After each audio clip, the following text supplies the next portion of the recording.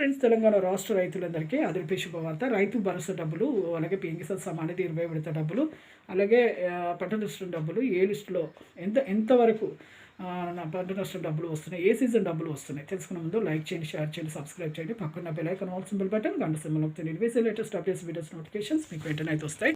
Late చేయకుండా అయితే వీడియోలోకి అయితే వెళ్ళిపోదాం.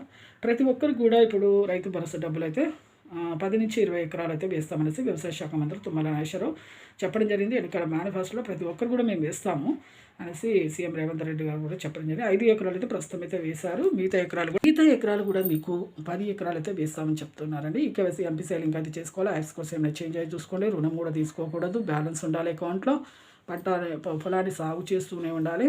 అలాగైతే డబ్బులు అయితే వేస్తాము. ఎకరానికి 10,000 చొప్పున వేస్తాము. అలాగే వానాకాలం యాసింగ్ సీజన్ డబ్బులు, ఖరీఫ్ సీజన్ డబ్బులు కూడా మీకు ఖరీఫ్ సీజన్ డబ్బులు వేస్తామని కూడా 12,000 రూపాయలు కూడా వేశారు. పంట నష్టం డబ్బులు అయితే వేశారండి.